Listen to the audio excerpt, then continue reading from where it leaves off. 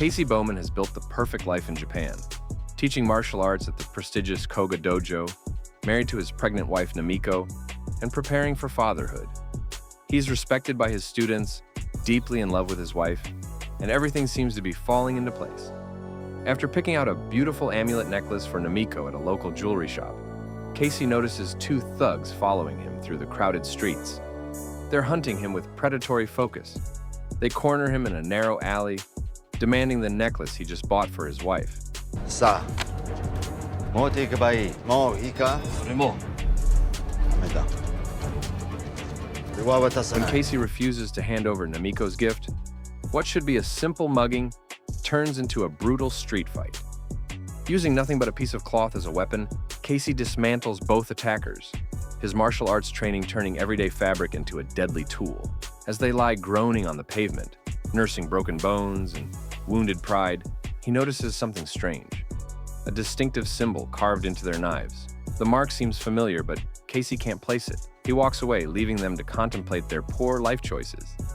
Back home, Namiko absolutely loves her gift, and the couple shares what will tragically be their final romantic evening together.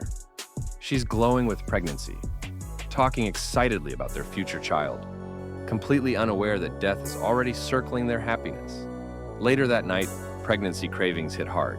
Namiko wakes Casey up, desperately wanting dark chocolate, apologizing for the late-night request.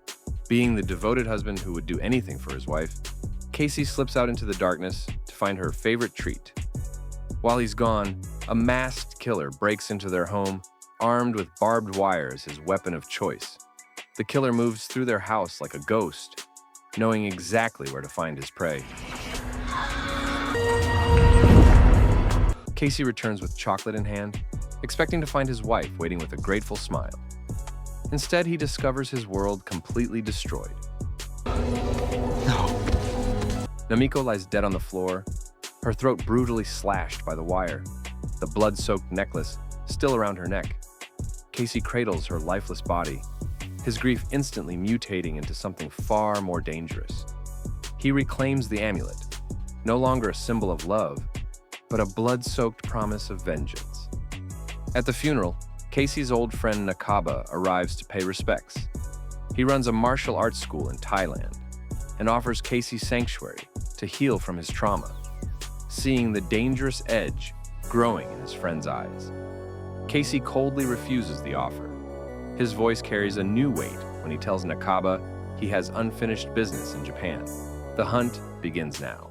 Haunted by that symbol on the thugs' knives, Casey begins tracking down every lead. He remembers their fighting style, specifically a triple kick technique that's distinctive and rare. After researching, he traces it to the Zuma Dojo across town. When Casey arrives asking questions about the symbol and the technique, the students immediately become defensive, surrounding him in a threatening circle while denying any connection to street criminals. They claim the attackers weren't part of their school and ordered him to leave. Bad move. Casey unleashes hell on the entire dojo. He moves through them like a force of nature, using their own training equipment against them.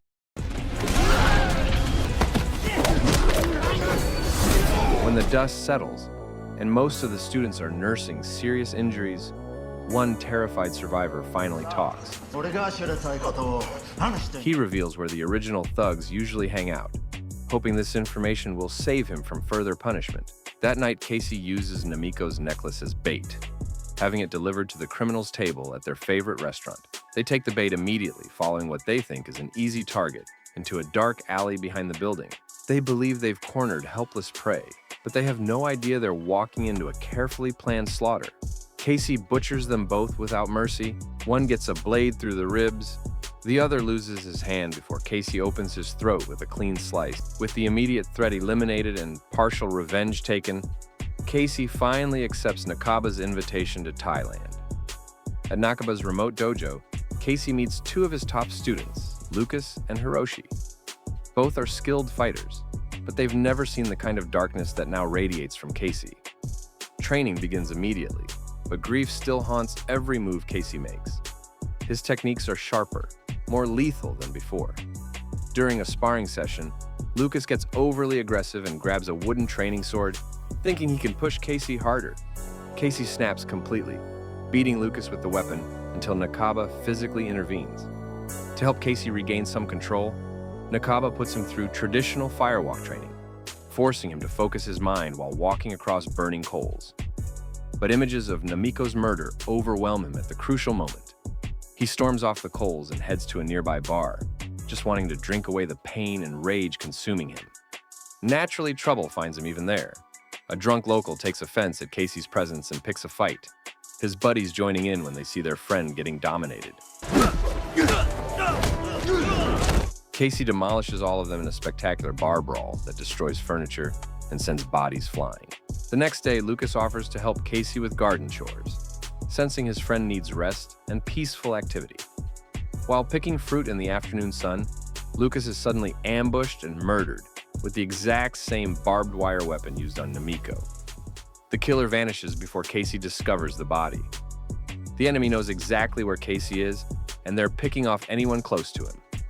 Casey confronts Nakaba with Lucas's body, demanding answers about who would use barbed wire as a signature weapon.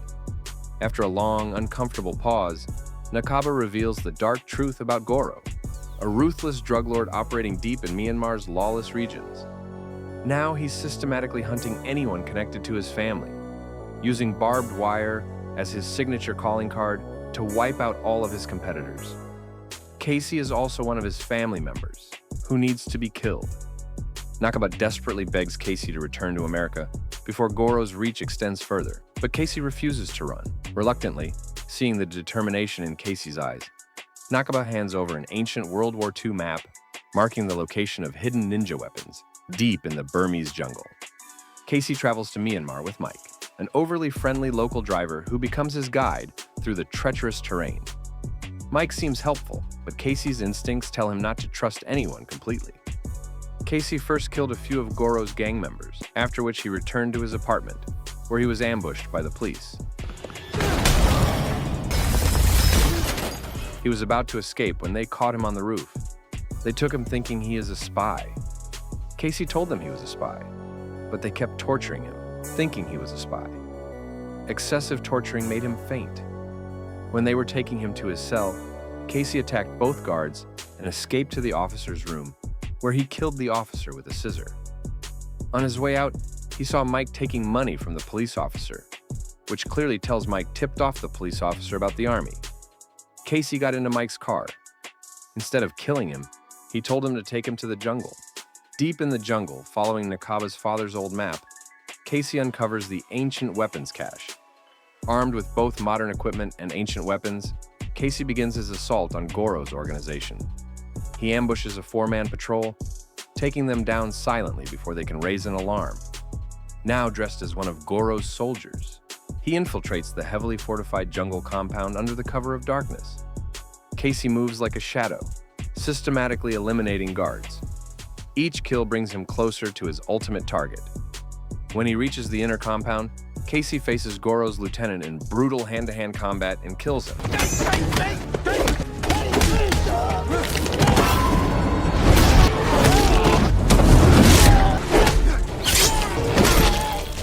Goro awaits in his private quarters, completely calm despite the chaos erupting around his compound.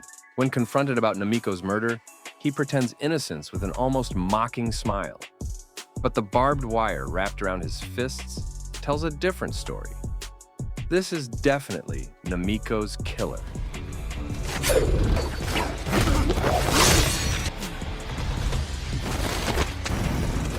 Goro uses his wire like a whip, slashing Casey's skin and attempting to strangle him. Casey gets cut, choked, and pushed beyond his physical limits. But grief and burning rage fuel his determination. Casey delivers a final devastating blow, severing Goro's head from his shoulders and watching his tormentor collapse in a pool of blood. But victory feels hollow and incomplete as Casey returns to Nakaba's dojo. Something doesn't feel right about how easily he found Goro's location. Then he spots it, the same distinctive symbol from the original thug's knives, now etched clearly on a delivery man's blade. The pieces fall into place with sickening clarity, and Casey realizes he's been played from the very beginning. Casey confronts Nakaba with cold fury, and his former friend finally comes clean about the elaborate betrayal. Nakaba orchestrated everything from the moment Namiko died, manipulating Casey's grief and desire for revenge. He needed Goro eliminated to clear his path in Southeast Asia's drug trade, and Casey was the perfect weapon. Nakaba even arranged for Namiko's murder to set everything in motion. With his last rival now dead, Nakaba offers Casey a chilling ultimatum. It was not personal. Join his expanding criminal empire or die like his beloved wife. Casey chooses a third option, violence. Their final confrontation destroys the peaceful dojo as they battle with swords, fists, and ancient weapons.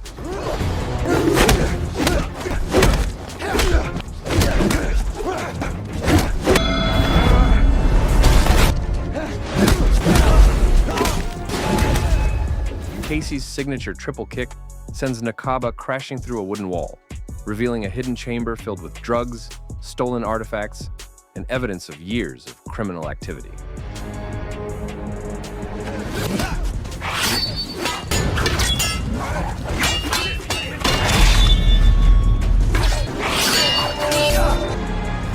When Nakaba makes one last desperate attack with the same barbed wire that killed Namiko, Casey turns the weapon against him, wrapping it around his former friend's neck and slowly choking the life out of the man who destroyed his happiness. Casey reveals Nakaba's true nature to the surviving student Hiroshi, who discovers the extensive drug operation hidden beneath their sacred dojo.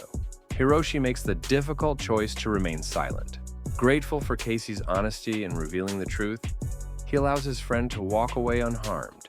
Months later, Casey stands alone by a quiet river in Japan, finally at peace for the first time since Namiko's death. He pulls out her blood-stained necklace, the same amulet that started this entire bloody journey, and gently tosses it into the flowing water. His revenge is complete, served not once, not twice, but 3 times over against every person responsible for destroying his life. Thanks for watching till the end. Your support keeps us going and helps us bring more awesome stories to life. Don't forget to subscribe, like, and stay tuned for the next movie on Addict Recap.